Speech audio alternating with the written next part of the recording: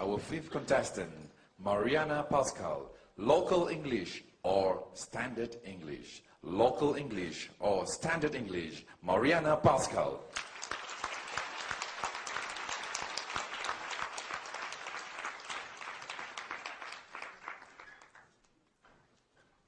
Well, many years ago, my daughter, who is half Chinese, attended a local kindergarten in Johor Bahru.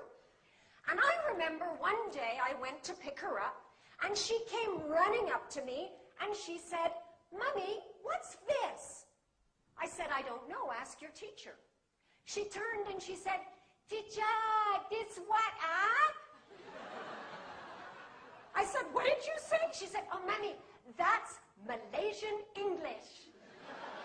My fellow Toastmasters, we hear a lot these days about local varieties of English. Should we embrace them as a part of the culture? Or should we eliminate them and replace them with standard English? What do you think? Embrace or replace? Yes, I love the local English here. It is the most colorful English in the world.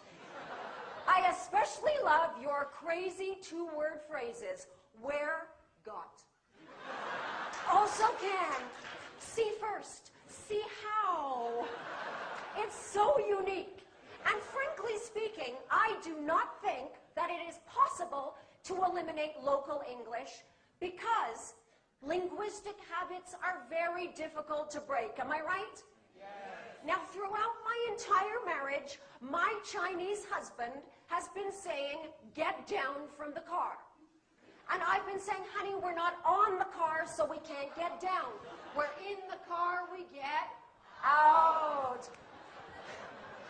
And he says, "Oh, okay, get down." Can't change. In fact, I was in a taxi the other day, and the taxi driver said to me, "Okay, miss, you get down here, huh?" I said, No. You get out here." He said, "It's my taxi, you get out."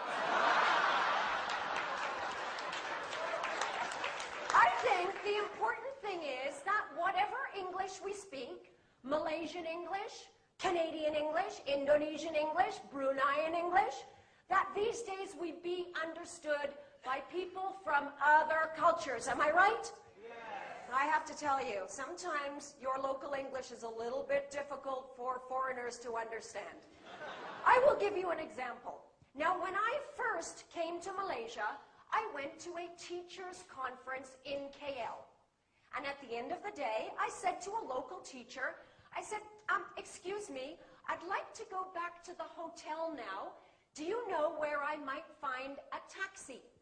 And she said, never mind. You follow me." I said, "Well, I don't have a car, so I can't follow you. Do you know where I can find a taxi?" She said, never mind, you follow me." I said to my friend, "She wants me to follow her. Should I run behind her car?" You see, it would have been helpful if she had used a more standard phrase like, "I'll give you a ride." I'll give you another example of how local English can be very difficult for foreigners. Now, my British friend Jolene came to Malaysia to work in a restaurant. And on her very first day, the manager asked her to make fruit juice. So he gave her some fruit, and he gave her a blender. And he said, "You put in fruit after you switch on."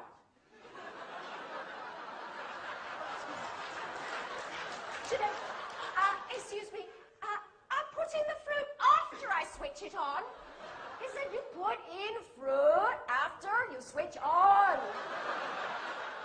So she switched it on, put in the fruit. What happened? All the fruit came out. He said, I told you, you put in fruit after you switch on. See, she had heard this, right? It would have been a little clearer if he had said, "Put in the fruit. After that, you switch it on." You see, sometimes one single word can change the whole meaning, right? I remember when my husband and I were first falling in love.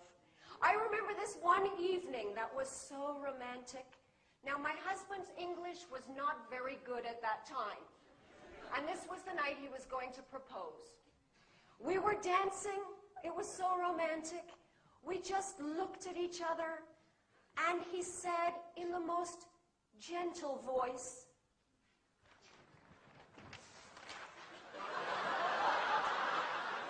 "Oh, your eyes are big. How many eyes do I have?" I felt like an alien. It was not romantic. There was no proposal that night. Now, sometimes one single letter can change the entire meaning of what you're trying to say, right? My 17-year-old student, Chai Shen, had just come back from England, and she said to me, "Teacher, in England, many people very stupid." I said, "What do you mean?" She said, "I fly to London. My skin very dry. My eyes very itchy. I go to information. I say, 'Excuse me, where can I find ice cream?' He sent me to McDonald's. Very stupid." So where does this leave us with local English? Well, this is what I say. Yes, we need standard English because we must be able to communicate with people from other cultures. But what a terrible shame it would be to lose the beautiful, colorful, vibrant local English. So I say both also can, love. Back to you.